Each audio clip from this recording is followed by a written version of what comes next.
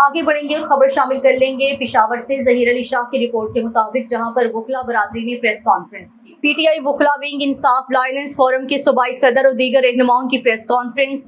बानी पीटीआई ने जब वीडियो समाअत के दौरान चीफ जस्टिस को मुखातिब करते हुए कहा कि मेरे साथ ज्यादती हो रही है, इस पर चीफ जस्टिस ने कहा कि वीडियो बंद करें। इस पर जजेस फिर उठ गए। काजी अनवर एडवोकेट का कहना था कि बानी पीटीआई के एक्स से जो पोस्ट की गई है, इस पर एफआईए ने उनको नोटिस दिया।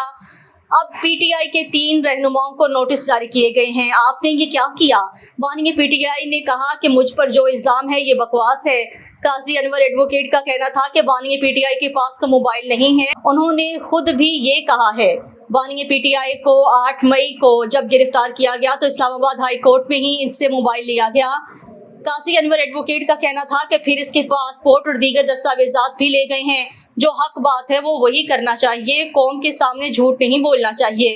आसिम मुनीर जब आर्मी चीफ बने तो हमें उम्मीद चली कि ये सच बोलेंगे, क्योंकि ये हाफिज कुरान भी हैं। हम उम्मीद कर रहे हैं कि 16 दिसंबर जब आएगा तो मशरिकी पाकिस्तान के हवाले से सच बोलेंगे।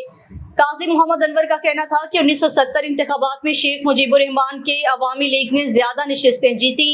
इस वक्त भी अवामी मैंडेट को तस्लीम नहीं किया गया। नतीजा क्या हुआ? मुसलमानों की तारीख रही है कि कभी सरेंडर नहीं किया। आप महमूदुर रहमान कमीशन के हकाइक को मानते नहीं हैं, आज इस पर नोटिस दिया जाता है। काजी मोहम्मद अनवर का मजीद कहना था कि 9 मई को पीटीआई कारकुनान के घरों को चादर और चारदीवारी के तकद्दुस को पामाल किया गया। अब पीटीआई से मुतालिबा किया जा रहा है कि माफी मांगे। इलेक्शन में हमसे इंतखाबी निशान छीना गया। काजी मोहम्मद अनवर का मजीद कहना था कि इलेक्शन में आरओस और डीआरओस के जरिए धांधली की गई। वोट अवाम का बुनियादी हक है, लोगों को अपनी मर्जी के मुताबिक रहने का हक हासिल है।